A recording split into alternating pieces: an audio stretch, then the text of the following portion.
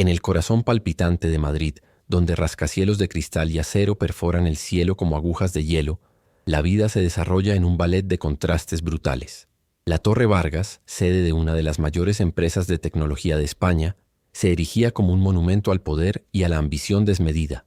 Todas las mañanas, un río de ejecutivos con trajes caros fluía por sus puertas de cristal ahumado, sus rostros impasibles reflejando la frialdad del invierno madrileño. Para ellos, el mundo era un tablero de ajedrez, y cada movimiento estaba calculado para la victoria. Al otro lado del cristal, invisible para estos titanes de la industria, un padre soltero llamado Javier terminaba su turno, el olor a productos de limpieza todavía en su ropa, soñando con un mundo donde el éxito no se midiera en euros, sino en las sonrisas de su hijo. Hola a todos, rapidito, antes de continuar. Estaba mirando los números del canal y vi una cosa loca. Más del 90% de ustedes que ven los videos, hasta el final, no están suscritos. Y no pasa nada de verdad. Lo más importante para mí es que estás aquí, disfrutando del contenido. Pero si este video te ayudó, te hizo sentir algo nuevo, tu like y tu suscripción me ayudarán mucho. Es gratis. Toma un segundo y me demuestra que estoy en el camino correcto para crear más cosas geniales para ti. Entonces, ¿qué tal si formas parte del 10%? Haz clic ahí, será un honor tenerte oficialmente en nuestro equipo. ¿De acuerdo? En la cima de ese imperio corporativo, en el piso más alto con una vista panorámica de la ciudad, reinaba Ricardo Vargas.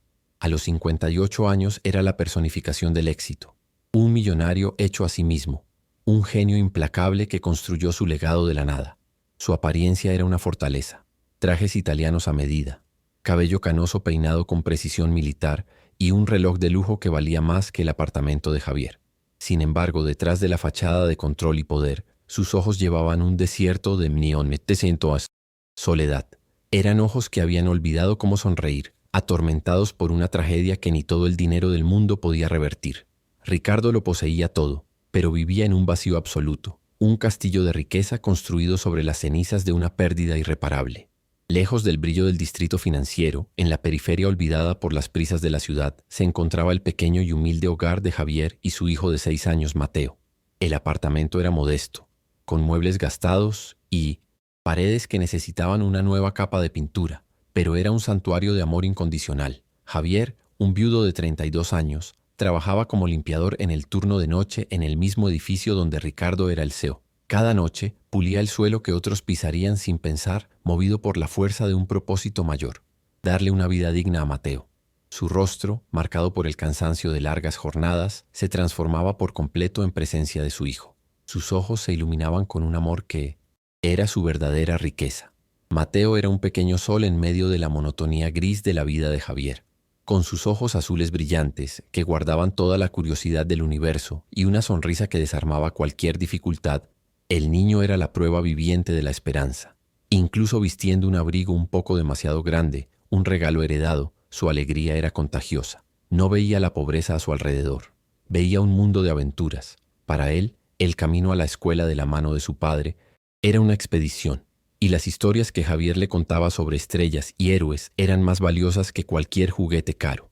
Era en esa burbuja de afecto, en ese pequeño reino de dos, donde encontraban la fuerza para enfrentar cada nuevo día, protegiéndose mutuamente el corazón. La rutina era agotadora, una prueba diaria de resistencia. Después de una noche entera limpiando los vestigios de la riqueza ajena, Javier no descansaba. Caminaba hasta la entrada del edificio donde esperaba el momento exacto para llevar a Mateo a la escuela. Cada paso era pesado, pero la visión de su hijo corriendo hacia él, con la mochila balanceándose en su espalda, era el combustible que lo mantenía en pie. Veía en los ojos de Mateo el reflejo de los ojos de su difunta esposa, y en ese recuerdo encontraba la promesa de no rendirse nunca. Era un ciclo silencioso de sacrificio y amor, una batalla diaria librada lejos de los ojos del mundo, en el corazón de un padre decidido a construir un futuro mejor para su único y precioso legado. ¿Esta historia apenas comienza a tocar tu corazón? Entonces no esperes más. Suscríbete ahora al canal para no perderte ningún detalle de este emocionante viaje. Dinos en los comentarios desde qué ciudad nos estás viendo y qué hora es allí. Queremos conocer a cada uno de ustedes que forma parte de nuestra comunidad. La mañana transcurría como todas las demás, fría e impersonal. Javier, sintiendo el peso de la noche de trabajo sobre sus hombros, sostenía la pequeña mano de Mateo fuera de la Torre Vargas. Esperaba el momento adecuado para iniciar el largo viaje a la escuela. De repente, el silencio fue roto por el suave zumbido de un motor eléctrico. Un Tesla negro, reluciente como una joya de obsidiana, se deslizó hasta la entrada principal. Era el coche de Ricardo Vargas, un vehículo que parecía venir del futuro, un símbolo de un universo inalcanzable para Javier. Apretó la mano de su hijo instintivamente, como para protegerlo de ese espectáculo de opulencia, un mundo al que nunca pertenecerían y que podría aplastarlos sin siquiera darse cuenta. Para Mateo, sin embargo, el coche no era un símbolo de estatus, era pura magia. Sus ojos azules se abrieron de par en par, hipnotizados por el brillo de la carrocería pulida y el diseño futurista. En su mente infantil no era un medio de transporte, sino un juguete gigante, una nave espacial que había aterrizado allí, justo delante de él. En un abrir y cerrar de ojos, aprovechando un segundo de distracción de su padre, que se dio la vuelta para recoger la lonchera caída, Mateo soltó su mano. Con la determinación inocente que solo los niños poseen, corrió hacia el vehículo y, de puntillas, su pequeña mano alcanzó la manija lisa y empotrada, tratando de desvelar el secreto de esa fantástica máquina. El corazón de Javier se heló. Lo que para Mateo era una aventura, para él era un desastre inminente. El mundo pareció moverse a cámara lenta. Vio la mano de su hijo en el coche más caro que había visto en su vida, el coche del hombre más poderoso del edificio, su jefe supremo. Un torbellino de pánico se apoderó de él, el miedo a que su hijo pudiera dañar el vehículo, la vergüenza de parecer un padre negligente y el terror abrumador de perder su trabajo, su única fuente de sustento, por un acto de pura inocencia. La frágil estabilidad que tanto luchaba por mantener estaba a punto de hacerse añicos en ese asfalto frío, a la vista de todos. Un grito primario, forjado en la más profunda desesperación de un padre, rasgó el aire de la mañana. «Mateo, no te subas al coche». La voz de Javier, cargada de pánico y pavor, resonó en la silenciosa plaza, haciendo que cada ejecutivo apresurado, cada guardia de seguridad, cada persona se detuviera y se diera la vuelta. No era un grito de ira, sino de puro miedo, un sonido que rompía la pulcra indiferencia de ese entorno corporativo. Por un instante, el tiempo se detuvo. Todas las miradas convergieron en el niño asustado y en el padre cuyo rostro estaba pálido como la cera, ambos congelados bajo la mirada del imperio que era Ricardo Vargas. Dentro del capullo de lujo y silencio del Tesla, Ricardo estaba a punto de salir cuando el grito lo alcanzó como una lanza. No escuchó la insolencia de un niño ni la negligencia de un padre. Escuchó el eco de su propio pasado, un grito que él mismo había dado, en otro tiempo, en otro lugar, y que nadie había oído. Ese sonido desesperado de un padre temiendo por su hijo derribó las puertas de un mausoleo que había construido en su alma 20 años atrás. La imagen de su propio hijo, perdido para siempre, surgió con una claridad devastadora. La armadura de frialdad e indiferencia, forjada en décadas de duelo reprimido, finalmente comenzó a resquebrajarse, permitiendo que un rayo de dolor y empatía lo golpeara. Ricardo salió del coche, ignorando por completo a su chofer y a sus guardias de seguridad que ya se movían para intervenir. La tensión era palpable. Javier, temblando, tiró de Mateo para ponerlo detrás de él y comenzó a balbucear una disculpa, esperando una explosión de furia, un despido sumario, la humillación pública que tanto temía. Los espectadores contuvieron la respiración, anticipando el espectáculo del poderoso aplastando al insignificante. El rostro de Ricardo, sin embargo, no mostraba ira. Mostraba algo mucho más complejo y perturbador. La sombra de un dolor profundo, una vulnerabilidad que nadie en esa empresa había presenciado jamás. León de la jungla corporativa parecía por primera vez herido. Contrariamente a todas las expectativas, Ricardo ignoró las disculpas de Javier. Su mirada estaba fija en Mateo, que se escondía detrás de las piernas de su padre. Con una lentitud que sorprendió a todos, el magnate se arrodilló en el suelo frío, la tela cara de su pantalón tocando el asfalto. Se puso a la altura del niño. «No te preocupes», dijo, y su voz, normalmente un agudo instrumento de mando, salió suave, casi un susurro. «Es un coche muy curioso, ¿verdad? ¿Quieres ver cómo se abren las puertas solas como por arte de magia?» Miró a Javier, cuyo rostro era una máscara de conmoción y confusión, y añadió: «Su hijo tiene buen gusto. Por favor, permítame». Ese gesto de pura e inesperada amabilidad fue una onda de choque, la primera grieta en el muro que lo separaba del mundo. Mientras le enseñaba a Mateo las luces y los mecanismos del coche, cada sonrisa inocente del niño era una puñalada en el corazón de Ricardo. La alegría de Mateo se hacía eco de la alegría que él había perdido. La curiosidad de sus ojos reflejaba la curiosidad que un día había amado en otro niño. Una feroz batalla comenzó en su interior. Una parte de él, La parte que no había sentido nada durante años quería conectar con esa pareja, encontrar algún tipo de redención en esa escena. Pero otra parte, la que comandaba su imperio, gritaba de miedo. Conectar significaba sentir, y sentir significaba volver a visitar el dolor insoportable que se había pasado toda la vida tratando de enterrar bajo capas de trabajo, éxito y riqueza. La escena, tan cargada de significado personal para Ricardo, era vista desde una perspectiva muy diferente por otros. Desde una ventana del 10º piso, un ambicioso vicepresidente, cuyo único objetivo era suceder a Ricardo, observaba con una sonrisa maliciosa. No veía un momento de humanidad, veía una aberración, una debilidad imperdonable. La repentina y extraña atención del CEO a un simple empleado de la limpieza y su hijo era la munición que había estado esperando. En su mente calculadora, el plan ya comenzaba a formarse. Usaría esta amistad inapropiada para presentar a Ricardo como un líder senil, emocionalmente inestable e incapaz de seguir al frente de la empresa. Javier, por su parte, estaba perdido en un torbellino de emociones encontradas. La amabilidad de Ricardo fue un alivio tan inmenso que casi lo hizo llorar, pero fue seguida por una ola de ansiedad aún mayor. Era un pez, pequeño en un océano de tiburones.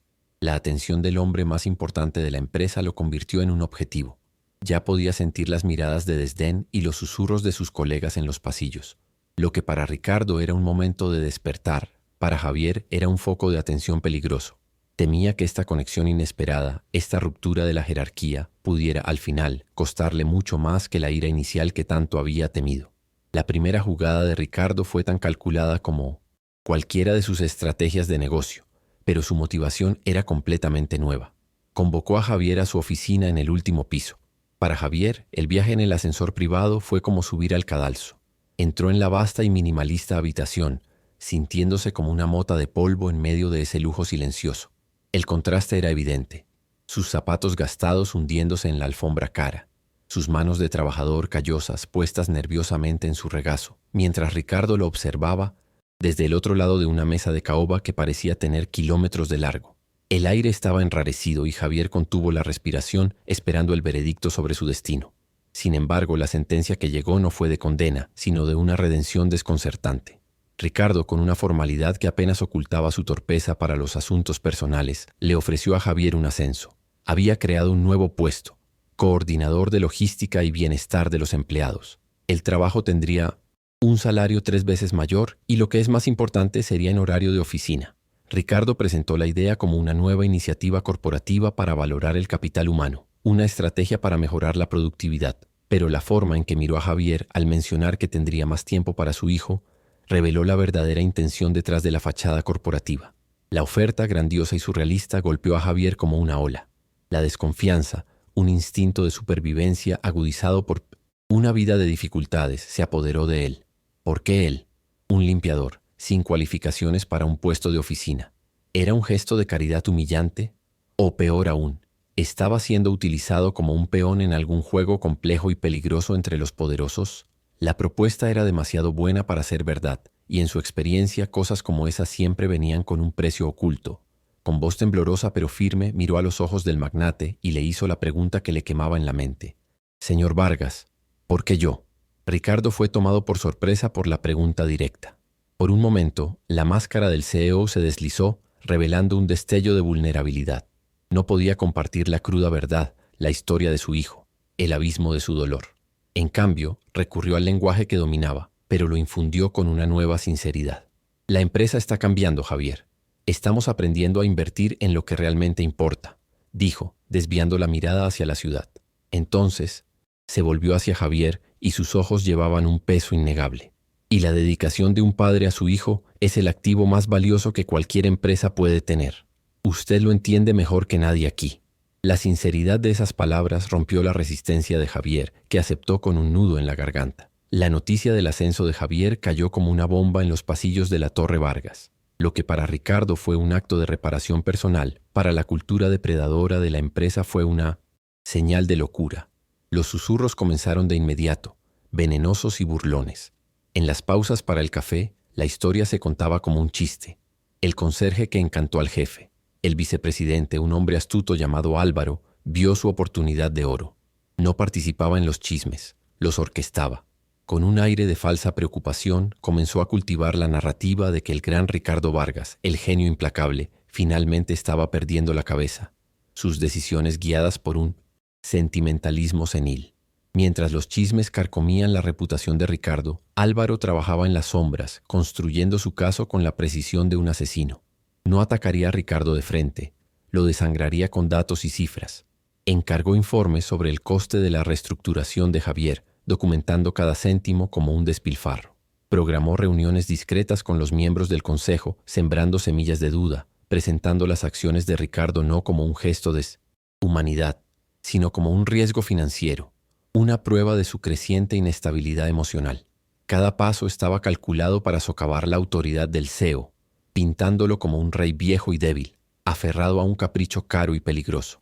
Lejos de esta red de intrigas, la vida de Javier y Mateo se transformó en algo que solo conocían de los sueños. Por primera vez, Javier podía llevar y recoger a Mateo del colegio sin el peso del cansancio de una noche entera de trabajo. Las tardes las pasaban en el parque, bajo el sol, pateando un balón de fútbol. Las noches estaban llenas de cenas tranquilas y cuentos antes de dormir. Las profundas ojeras del rostro de Javier comenzaron a desaparecer, reemplazadas por una serenidad que no había sentido desde que su esposa estaba viva. Mateo, sintiendo la ligereza de su padre, florecía. Su sonrisa era más brillante y su risa más frecuente. Era una felicidad sencilla, pero para ellos era el mundo entero.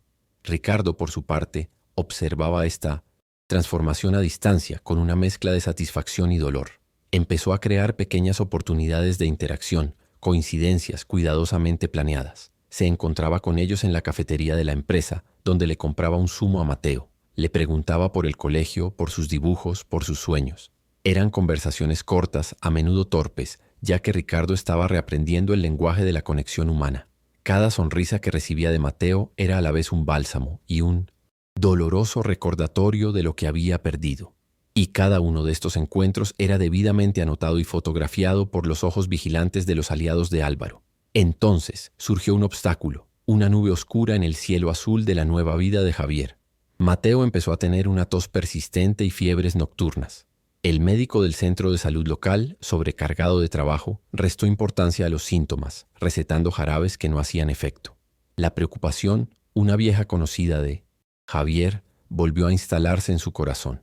La nueva felicidad parecía frágil, un castillo de naipes que una ráfaga de viento podía derribar. La imagen de su hijo tosiendo por la noche, con el pecho sibilante, le trajo de vuelta todos sus miedos más profundos, el pavor de enfrentarse a una crisis solo de nuevo. A pesar del nuevo salario, el mundo de la sanidad privada era un laberinto caro e intimidatorio. Javier pasó noches en vela investigando especialistas, haciendo cuentas, sintiendo que volvía la vieja sensación de impotencia. No quería molestar a Ricardo. El magnate ya había hecho mucho, y Javier sentía una inmensa vergüenza de parecer desagradecido o de pedir aún más. Intentó resolverlo todo solo, ocultando su angustia en el trabajo detrás de una sonrisa forzada. Pero el esfuerzo lo estaba consumiendo. Las ojeras volvieron y el peso del mundo volvía a ser visible sobre sus hombros. Ricardo, ahora en sintonía con el bienestar de Javier, notó el cambio de inmediato. La luz que había vuelto a los ojos del hombre se había apagado. Durante uno de sus encuentros casuales cerca de los ascensores, Ricardo dejó de lado las formalidades. «Javier, no pareces estar bien», dijo, su voz directa y cargada de una preocupación genuina. «¿Qué está pasando?» Tomado por sorpresa por la franqueza y acorralado por semanas de estrés acumulado, la fachada de Javier se derrumbó. Con la voz entrecortada lo confesó todo: las noches de insomnio, la tos de Mateo, el miedo a lo desconocido. En ese momento, Ricardo dejó de ser solo un benefactor y se convirtió en un protector. La vacilación desapareció. Sacó su teléfono y, delante de Javier y de quien quisiera ver, hizo una llamada. «Doctor Morales, soy Ricardo Vargas. Necesito que vea al hijo de un amigo mío. Hoy». La autoridad en su voz era incuestionable. Colgó y se volvió hacia Javier, cuyos ojos estaban muy abiertos por el asombro. «El mejor pediatra de Madrid lo verá esta tarde. Llévelo. Es mi invitado». Este no fue un acto discreto. Fue una declaración pública. Un gesto que cruzaba todas las líneas corporativas imaginables. Para Álvaro, eso fue el jaque mate. La prueba definitiva e irrefutable de la locura de Ricardo. Usar su influencia personal y, por asociación, el prestigio de la empresa para beneficiar a un empleado de bajo rango de forma tan flagrante era el arma perfecta. Ya no necesitaba susurros. Ahora tenía un hecho. Anónimamente filtró la historia a un conocido bloguero de chismes corporativos. La siguiente narrativa fue hábilmente retorcida. El CEO solitario y excéntrico, obsesionado con un empleado de la limpieza, usando los recursos de la empresa para financiar sus caprichos. La insinuación era sórdida y devastadora. La publicación del artículo en línea causó un terremoto en la empresa. Lo que antes eran rumores ahora era noticia. Las acciones de la empresa fluctuaron. Los miembros del consejo, antes vacilantes, ahora estaban alarmados y furiosos. La reputación de Ricardo y por extensión de Picentais, la empresa, estaba siendo empañada. Álvaro aprovechó el caos y solicitó formalmente una reunión de emergencia para revisar los gastos discrecionales y el comportamiento de la dirección. Una moción velada para un voto de censura, estratégicamente programada para la víspera de la Junta Anual de Accionistas. La trampa estaba tendida. Ricardo se encontró rodeado bajo el ataque de todos lados. Sus aliados de toda la vida se distanciaron y el imperio que había construido parecía a punto de volverse contra él. Pero algo extraordinario sucedió en su interior. Por primera vez en 20 años, la batalla corporativa parecía trivial. Su principal preocupación no era el precio de las acciones ni la opinión del consejo. Era el resultado del examen de Mateo. Una furia protectora, un instinto paternal que creía muerto, se despertó en su interior. Se dio cuenta de que no estaba luchando por su puesto. Estaba luchando por su rescate, por su recién descubierta capacidad de preocuparse. Lejos de la guerra corporativa llegaron buenas noticias. El doctor Morales diagnosticó a Mateo rápidamente. Una forma de asma bronquial, crónica, pero perfectamente controlable con la medicación correcta y un ambiente libre de humedad. La causa probable, explicó el médico, eran las condiciones del antiguo apartamento en el que vivían.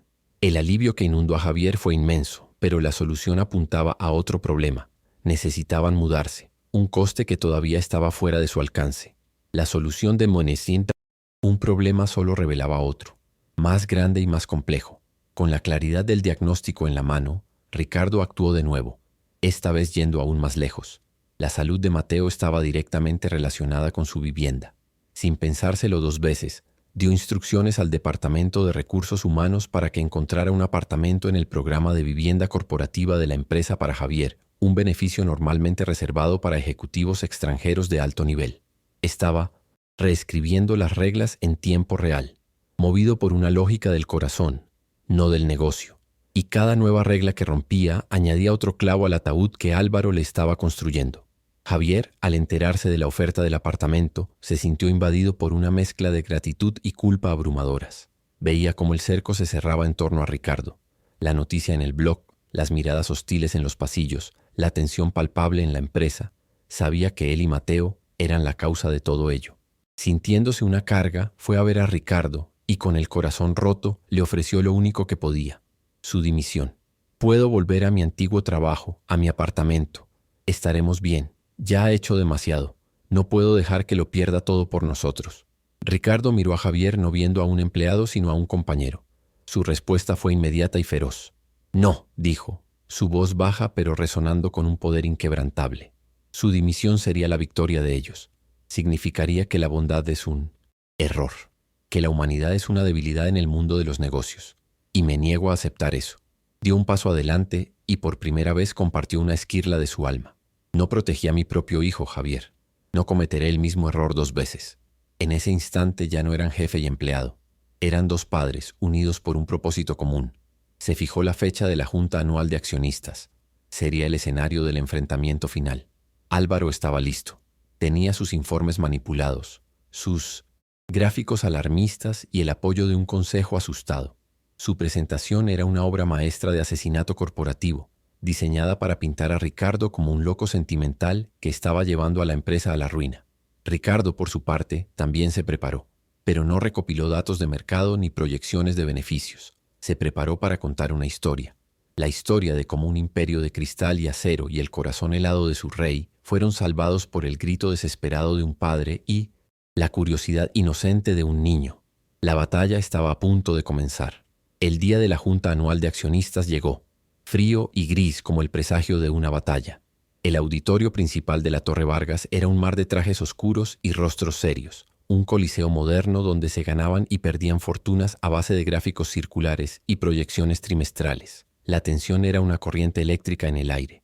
En el escenario, bajo la fría luz de los focos, Ricardo Vargas parecía una figura solitaria, un rey en su propio castillo, pero aislado de su pueblo. En un acto de desafío silencioso, había insistido en que Javier y Mateo se sentaran en la primera fila. Padre e hijo, con sus ropas sencillas, parecían dos frágiles anémonas en un arrecife de tiburones, un símbolo vivo y palpitante de todo lo que estaba en juego ese día. Álvaro subió al escenario con la confianza de un depredador que sabe que su presa está acorralada. Su presentación fue una obra maestra de crueldad corporativa, disfrazada en el frío lenguaje de los negocios. Con gráficos impecables y una retórica afilada, diseccionó cada coste asociado al nuevo programa de bienestar de los empleados, pintándolo como un desvío irresponsable de recursos y un síntoma del liderazgo errático de Ricardo. Evitó hábilmente mencionar el nombre de Javier, refiriéndose a él con términos despectivos como el proyecto mascota del CEO y una inversión sin retorno cuantificable. Cada palabra un golpe calculado a la dignidad de Javier y a la autoridad de Ricardo. Para su golpe de gracia, Álvaro caminó hasta el borde del escenario, su mirada recorriendo la primera fila hasta posarse en Javier, que sintió que se le helaba la sangre en las venas. Con una sonrisa venenosa, Álvaro señaló: y para que no pensemos que estas son solo cifras abstractas, tenemos la suerte de tener con nosotros al principal beneficiario de esta generosidad sin precedentes. El foco de atención de toda la sala se volvió hacia Javier. Quizás él, continuó Álvaro, su voz goteando sarcasmo, pueda explicar a nuestros estimados accionistas el extraordinario valor de su contribución para justificar tal inversión. El silencio fue absoluto. Javier se encogió en su silla, su rostro ardiendo de humillación, el mundo derrumbándose a su alrededor. Antes de que la crueldad del momento pudiera asentarse, una voz resonó en el auditorio, tranquila pero con el peso de una avalancha. «Basta, Álvaro». Ricardo estaba de pie. Caminó lentamente hacia el centro del escenario, sus ojos nunca se apartaron de los de su rival. El poder que emanaba de él no era el de un CEO defendiendo una decisión, sino el de un hombre defendiendo su alma. El silencio en el auditorio se hizo más profundo, cargado de una expectativa casi insoportable. Álvaro retrocedió un paso, su arrogancia momentáneamente sacudida por el repentino cambio de atmósfera. La batalla de los números había terminado. Una batalla de corazones estaba a punto de comenzar. Ricardo se volvió hacia el público, pero no hacia la audiencia de inversores. Parecía estar hablando a algo mucho más grande. «Durante 20 años he construido este imperio», comenzó, su voz sorprendentemente vulnerable. «Pero mi mayor éxito fue también mi mayor fracaso». Y entonces abrió las compuertas de su dolor.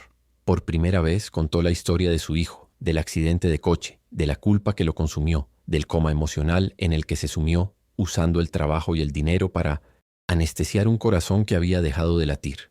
Las palabras salieron entrecortadas, no como las de un CEO, sino como las de un padre destrozado, confesando su duelo ante el mundo entero. Hizo una pausa, respiró hondo, y su mirada se encontró con la de Javier en la primera fila. «Durante 20 años estuve muerto por dentro, y me desperté, no con el sonido de la bolsa de valores, ni con la noticia de un nuevo contrato millonario.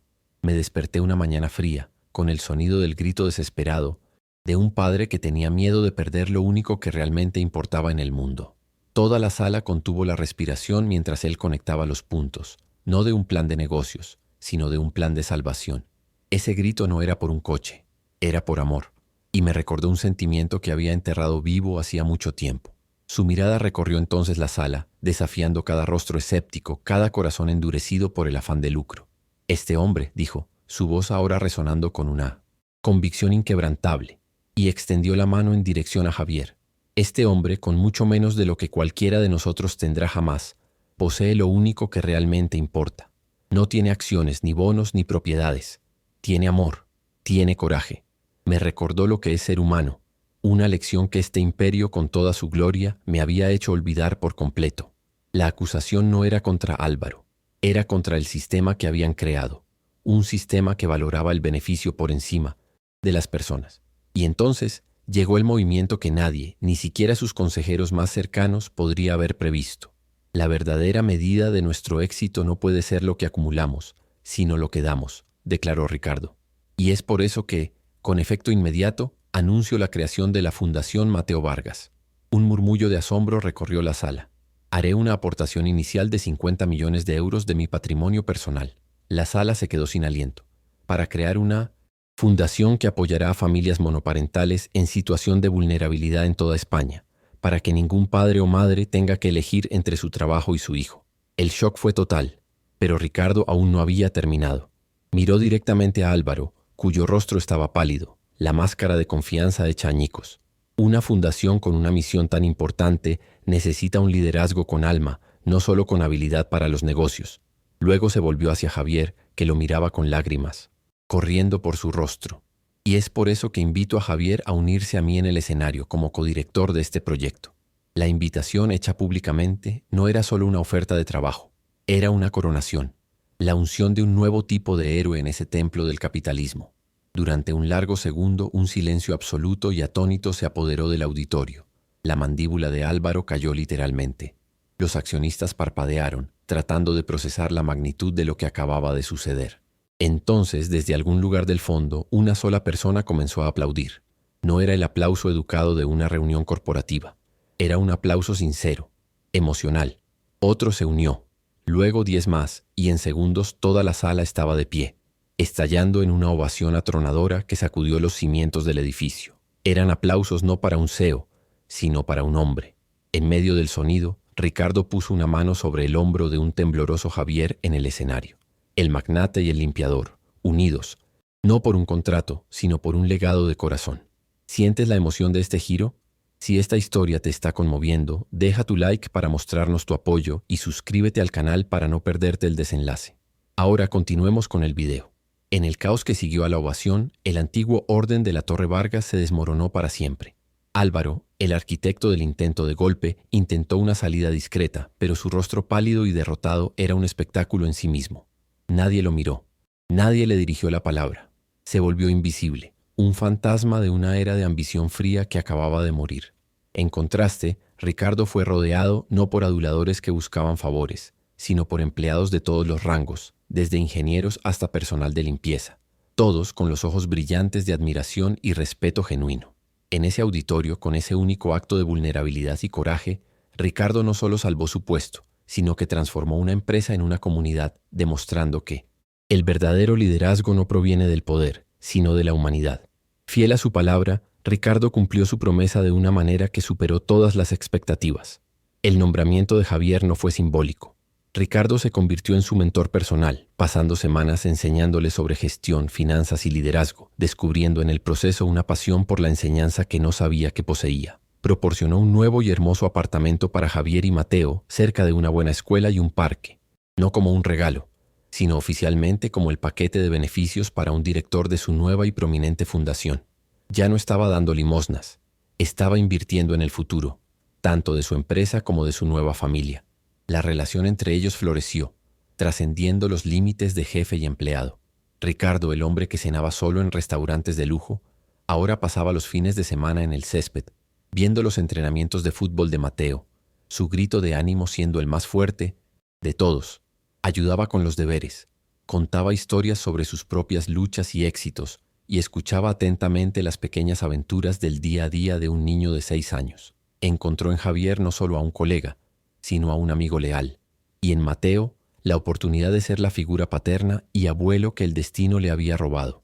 Se convirtieron en una familia, unida no por lazos de sangre, sino por lazos de gratitud, respeto y un amor redescubierto. La Fundación Mateo Vargas se convirtió en un fenómeno. Impulsada por la historia auténtica de su origen y el liderazgo apasionado de Ricardo y Javier, creció exponencialmente.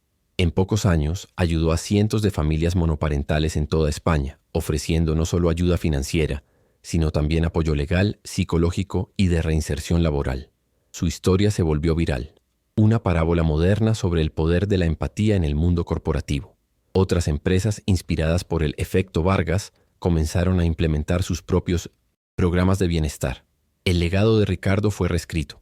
El magnate implacable dio paso al pionero del capitalismo compasivo, un hombre que encontró en su mayor dolor su propósito más grandioso. Ricardo Vargas aprendió en ese fatídico día que la verdadera genialidad no se mide en algoritmos o márgenes de beneficio, y que el coraje no está en cerrar tratos hostiles, sino en abrir el propio corazón. Descubrió que el verdadero valor de un hombre no reside en lo que acumula en sus cuentas bancarias, sino en el impacto que deja en los corazones que toca. La historia de un CEO Un limpiador y un niño de 6 años demostró al mundo que las barreras sociales más altas pueden ser derribadas por un solo acto de empatía, y que el dolor más profundo puede transformarse en el más bello legado de amor y esperanza, un legado que continúa multiplicándose, un acto de bondad a la vez. ¿Alguna vez has presenciado un acto de bondad que haya cambiado la vida de alguien? Deja un like si crees que la empatía es más poderosa que cualquier riqueza. Suscríbete para más historias que renueven nuestra fe en la humanidad. Comenta, el amor no tiene precio, si también crees que la conexión humana es nuestro bien más valioso.